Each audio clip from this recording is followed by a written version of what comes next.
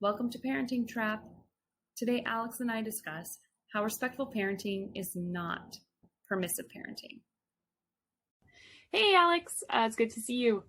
Thank you. It's good to see you too, Barbara. Awesome. Today I wanted to talk about permissive parenting, and I feel like parents at the park, friends might see me interact with my kid and think that I'm maybe on the that I might be a permissive parent, or they might be concerned approaching respectful parenting and hearing what we have to say in the last 2 episodes, thinking that we're permissive parents. And I want to address this. Yeah. I think it's important to address it early on right now too, before we get a ton of before we do a bunch more episodes, just so people can listen to this and be assured that is not what respectful parenting is. Awesome. So why are you not, or how are you not a permissive parent? What's the difference between your philosophy and a permissive parenting philosophy? I guess we should back up and say, what is permissive parenting? And right. I would say permissive parenting would be if you just kind of let your kids run the house, you don't have any limits, you don't hold any limits, and you try and keep them safe as much as possible, but you are kind of like, feel like a lot of them are in just survival mode because they don't know what else to do and they don't want to get in these power struggles. So it's like, all right, well, if they're safe and everyone's safe, then I'll deal with all the other. So if the house is a disaster, like that's just what I'm gonna have to deal with because I don't want to get in a fight with my kid. That's kind of how I view permissive parenting. I agree. That's how I view it as well. Basically, parents are so afraid of making their child upset that they avoid it at all costs. And that means that the kid is doing everything all the time and whatever they want. And so with the exception of safety things, I think even permissive parents will try and keep their kids safe, but that is it. I mean, the limits they're holding are about safety related issues usually, and then the rest, it's like, I give up. Yes, I agree. So that's a good point. I mean, no parent is allowing their kid to just run out into the street on a busy street. They're definitely going to stop their kid. Even the most permissive of parents aren't going to let their child run out into the street. Right. Because that would be, if a permissive parent allows a child to do something that's dangerous, then that morphs over into neglect, which is abuse. Yes. So no one is advocating for neglect. Neglectful parenting would be abuse. Permissive parenting is still keeping them safe, but allowing the kids to run the roost and yes, all that stuff. So we are not for that. We are for healthy boundaries. Yes, there you go. Healthy boundaries. And so I identify with everything that you said as far as respectful parenting, a respectful approach to healthy boundaries and not being permissive. So you kind of asked me specifically, and I would like to add to that, though, that I tend to err on the side of permissiveness on occasion if I'm not quite sure whether or not I want to hold the specific boundary that I'm thinking about holding. So let's say my kid is playing with I'm trying to think of an example, but like my kid's playing with something and I'm not sure that I really want to create the power struggle. I stop and I really consider whether or not, 1, I want to have that power struggle, and 2, whether or not it's something I'm going to allow in the future. I think that's a really important thing. Consistency is so important. So I might think about it for a while and then think, no, this is going to bother me. I'm going to start to get really irritated, and I don't want to just rip it out of my kid's hands after 5 minutes of playing with it and then all of a sudden make it not available. I try to realize that that's going to be something that'll bother me, stop it as early as possible, and then consistently hold that boundary each and every single time. And actually, this reminds me that it is a very common cycle for parents to get into, to err on the side of permissive. I mean, we all are learning every day. So we're all gonna be in various points of all of these philosophies at different times. The point is trying to be as consistent as possible and do the inner work and find out how we can do that. But it is common, very common for parents to get trapped in the cycle of being permissive because they don't want to have these power struggles with their kids, these fights with these kids, until it bothers them enough, because it was bothering them before. They just didn't want to fight about it. And then it gets to a tipping point, and then the parents have outbursts and turn more authoritarian. So then they go authoritarian until it slides back into permissive again. And it's like this permissive, authoritarian, because you're dealing with it until it's annoying enough. Then you lash out and you go back around.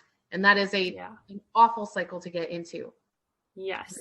The kids don't know when it's going to make them push those boundaries more. They don't know when you're going to snap. So they're going to be like, this is weird. I don't get consistent results from my parents. Let me try testing that limit again and again and again. And one of those days you're going to snap. So if you're feeling that poke, you need to recognize in yourself why that poke is bothering you and what you can do about it. Yes. Yeah. And it's not your child's problem. The fact that it bothers you is not your kid's problem. Your problem is that it bothers you. You need to identify what part of that bothers you and then what you have control over to fix the situation. That's an important piece. That's such a good, you stated that so perfectly well, because and we can talk about that a little bit later, things that we have control over versus things that we do not have control over, because that's definitely a part of it. And but if, for the example of like our kids playing with something and I realize it's like irritating, me, and I know that I'm going to be reaching that point of snapping. I try to recognize that well in advance, stop the child, and consistently hold that boundary. That thing is now never, ever, ever okay to play with, because I know that I'm never going to, the kid's not going to just realize that it's bothering me and stop using it. That's not the way it goes. And I don't want to be. They'll probably look at your reaction and go, that was a weird reaction. Like, does she mind this or not? Will she stop me or not? And then it usually makes them do it more. Yeah. Yeah. That's a really good point. Yeah, that's a good point. And then it can feel like they're intentionally testing us, and they are, but not for the reasons that we think they're doing. They're not doing it to make us angry or to irritate us. They're doing it because they are curious about reactions and actions, and certainly us as parents. They want to know how safe they are. They need to know that we are stable people and we have their backs and we can keep them safe. And if once in a while we lose our temper and we yell, then we make them feel unsafe. So them testing us is like, am I safe doing this? I don't know if I am. I'm going to keep trying it. And then when the parent blows up, the message the child gets is, I didn't feel safe there. That wasn't safe. Yeah. So we're giving them the message that we're unstable and we can't keep them safe when we do things like that. Yeah. Yeah. And instead of not doing it again in the future, they're going to try again and again and again, because they want to feel safe and they want to keep testing it. And they're just trying to make sense of their world. So I have to bring up an awesome analogy that Robin Enzig from Visible Child brought up a long time ago, and it's really stuck with me. And she said, if you have a bridge and you're on a bridge and that bridge has like 10 feet stone walls and they're super solid, you would walk across that bridge feeling very secure. You could dance across that bridge. You would walk across that bridge not even worried that you're up high, because you know those walls are going to keep you safe. So if you stumble to the edge, you're okay. And this is like keeping limits with kids. When kids are walking through life and they see those stone walls, they might test it a little bit. Maybe you'll poke the wall, make sure those stones aren't crumbling. But once you realize it's solid, you feel safe.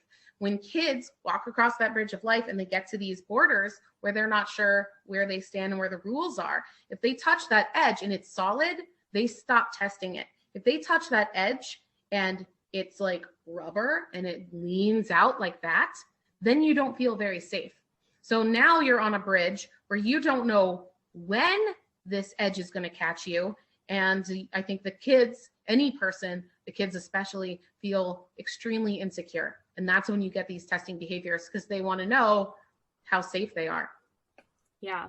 So yeah, actually, I love that analogy too. I think similar analogy came up in No Bad Kids, I think, by Janet Lansbury. Also talks about the bridge, specifically the bridge, and having a good guide on your bridge makes you feel safe. You're going to drive that car across without a second thought. But if there is no guide rails, you need guide rails in life. You know, your children are just trying to get through life as safely as possible. That's what we want too. I mean, we want our kids to be safe. So I love that analogy as well, but that makes perfect sense.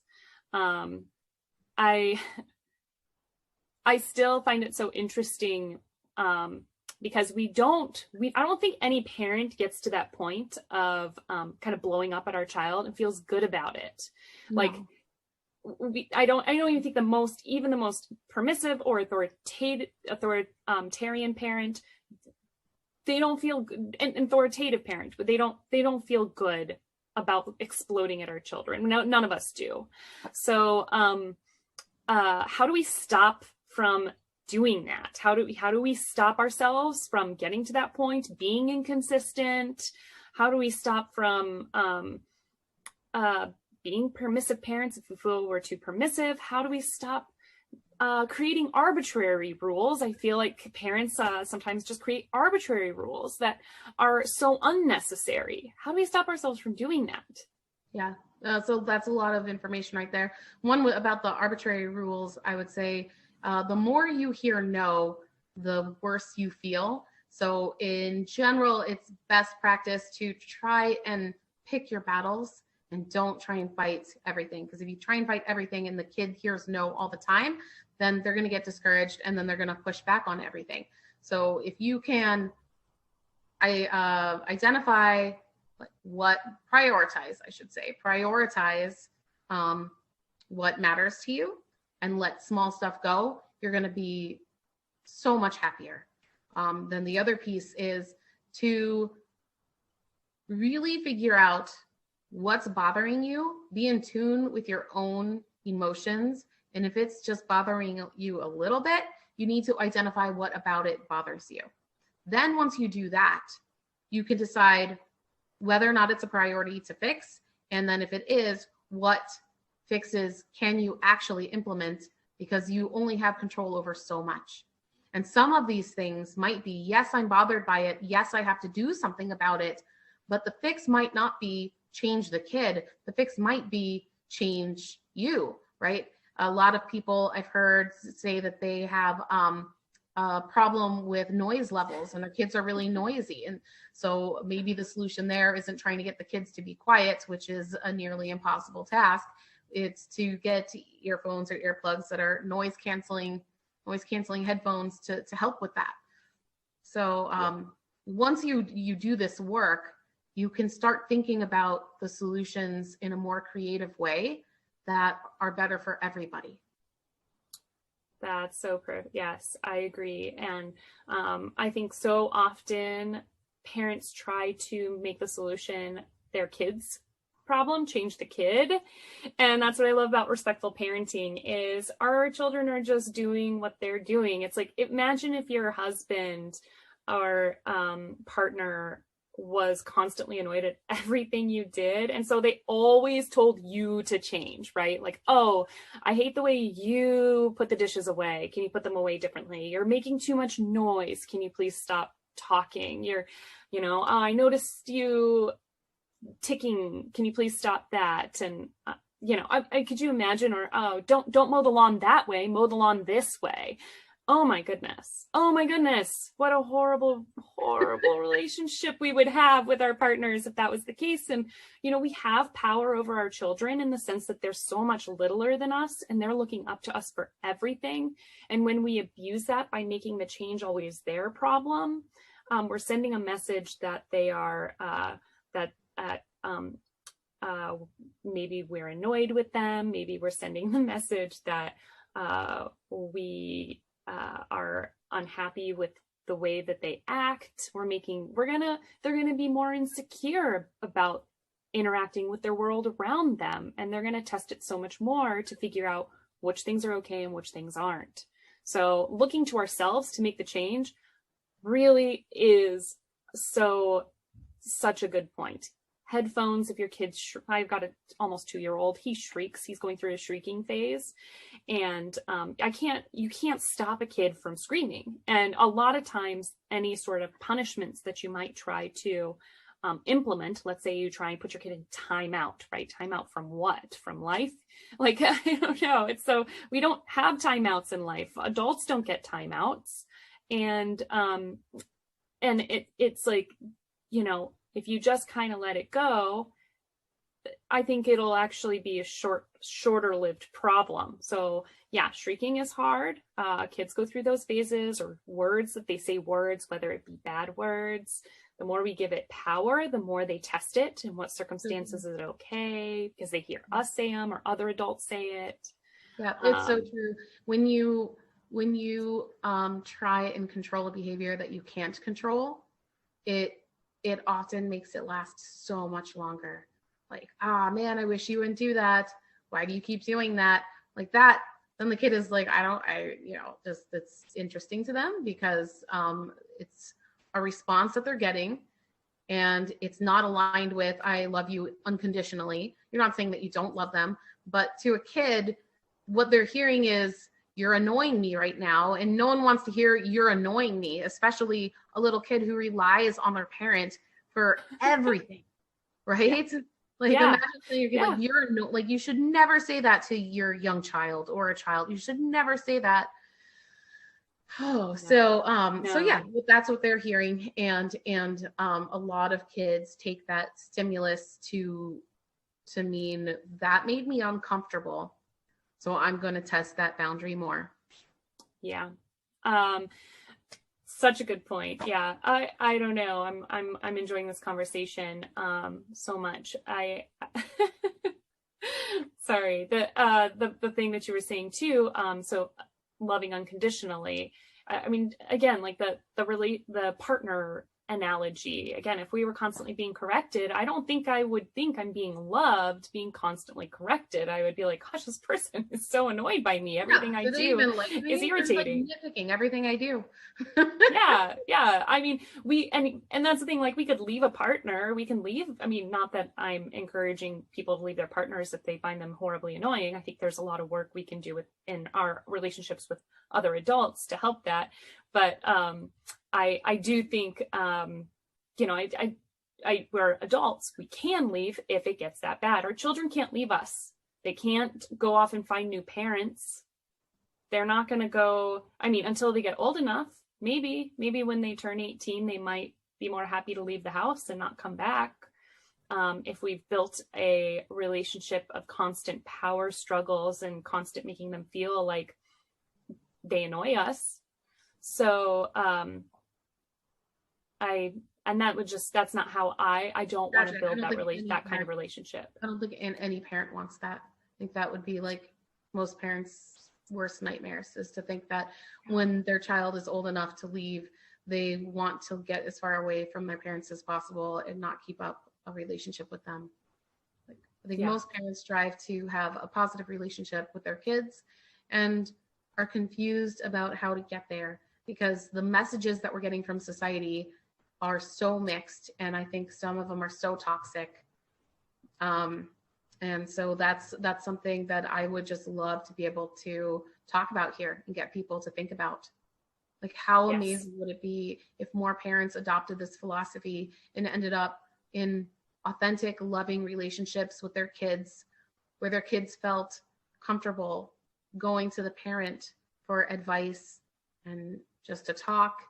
I mean, that's huge. Yeah. Mm-hmm. And also, I was going to say, you're talking about like a partner nitpicking you, and you being able to get away from that partner. I think it's important for us to model healthy relationships. And part of that is modeling a healthy relationship with your kid. So if you're nitpicking your kid all the time, then your kid's going to start to feel like they're flawed and might feel shame. but also they'll feel like that is an acceptable way to be in a relationship with someone. And no one wants to be in a relationship where they're being criticized a lot. That sounds terrible. Yeah. We don't want to give them terrible. the idea that that is something that they should ever accept from anyone, or something that they should be doing to anyone. Yes, and they will. I mean, kids mimic what we do, and the more we do things like that, the more it'll sink in. Yeah, absolutely. And I think, again, that doesn't mean, I think it's important to say, that doesn't mean that we can't also hold certain strict boundaries with our children outside of the realm of things that we say can't control. And again, words, whether they're saying bad words or mean words or shrieking or whatever, I think those are good examples of things that we need to do to change the situation, whether it be you leave them in a safe spot and you can walk away for a little bit. I'm going to leave you. And that's different from timeout. You're not saying you have to go and think about what you've done. It's my ears need a little bit of a break. I'm going to go get my headphones, and you can take 2 minutes in the bathroom, put in some headphones. And when you get back, you're with that kid. It's not about them. That's about you saying, I need a little bit of space. Same thing. I think another good boundary to talk about would be like kicking or hitting. Kids kick, they hit. And I know I don't want my body kicked or hit. So in those circumstances, I would actually probably block. I would say, I'm not going to let you hit me. If they've gotten in a hit, I would say, oh, you know what? I'm going to stand up. I don't want to get hit again. It looks like you're swinging your arm back. You can actually physically stop them. And it's easier to start the younger your kid is, because the older that they get, the harder it's going to be to actually block a physical hit. But the more you do it, when you make that very, very consistent, I think that's when they'll stop trying. They'll say, my mom just can't take that. And that's another thing that I want my kid to take into the future with their future relationships too. And it's also why I'm very personally against spanking my kid, because I don't let my kid hit me. I'm not going to hit my kid, and I'm not going to raise them with the idea that a relationship is it can never be based. You can never have any sort of abuse in a relationship, and I don't want my kid thinking they that will that's they okay. will imitate their parents. They'll do that. Yeah. So if you hit your kid, you're probably more likely to get hit by your kid when they're angry with you. Their friends, because that's the way you deal in their minds. That's the way that you deal with conflict. Yes. Yeah. That's what you're basically modeling for them. So, and I think that's why it's really important. Stop your kid from hitting you. It's okay to stop them. And if you find that yourself, like you're getting really upset or you need a moment, take time for yourself. There's nothing wrong. It's not about putting the kid in timeout. If you need time for yourself, you can put yourself in a situation to catch your breath, think about what's going on, and try and just figure out how to approach it next. So I wanted to touch on something, because I've heard this a lot, where a lot of the actions that we take are going to be similar to more traditional style parenting. The difference is in the delivery, and this is a super important distinction to make. So I'm going to use the example of like a kid screaming in a restaurant. If you have a kid screaming in a restaurant, I cannot stop that kid from screaming. But what I can do is I can control where that kid is screaming. So I can pick the kid up and say, this is not an appropriate place to scream. I need to take you outside. I would take them outside, maybe to the car, but somewhere where they can keep screaming and they're not bothering anyone else. The difference between that and a punishment would be, I see you're really upset.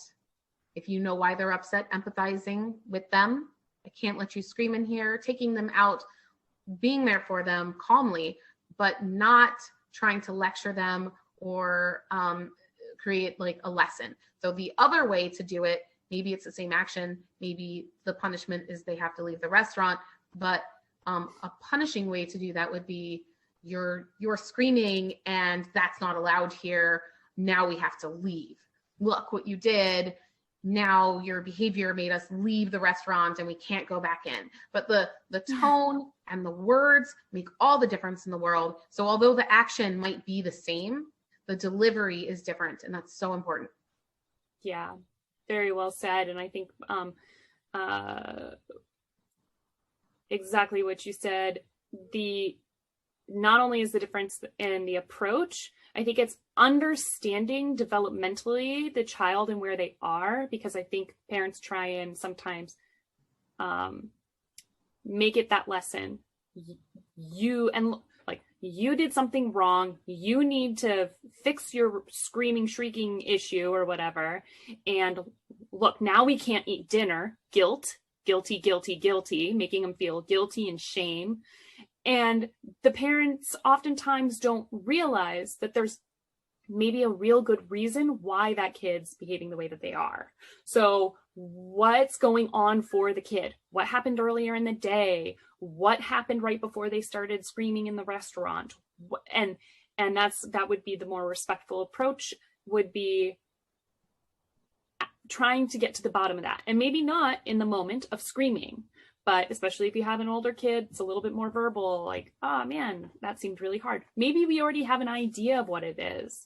We were at the park and it was really hard at the park, and it was a really hot day. Maybe they had interactions with a bunch of children that were really hard for them, whatever that might be. They got pushed around a little bit on the playground, and suddenly they're sitting down and those kids aren't around them anymore. And so they're just trying to exert their energy and let us know, I'm so frustrated. That was so hard. And I'm hungry and everything's going wrong for me today. Yeah. And we're allowed to have those days. We're allowed to have those days, and we're allowed to have those moments where we go, I just want to go scream. I personally have. We're adults, so we don't normally end up screaming and crying at a restaurant. We normally take out our aggression other ways, but we have the impulse control and emotional control to not do that in that situation. But our kids don't. Yeah. And they're not trying to upset us. When they do these things, they're not doing it to upset us. And I've seen this quote a lot in respectful parenting groups. They're not giving us a hard time. They're having a hard time. And if we really keep that in mind, that action there is not about us. It's about them. And it is a cry for help. We need to be there for them. We need to be their rock, their emotional rock. To be their emotional rock, we need to remain calm and show them we will take them to an appropriate place, that they're still loved no matter what they feel. If we do something like, what are you doing? Stop crying or you're not getting dessert or something, that just fans the flames. It makes it worse. Now they see us out of control.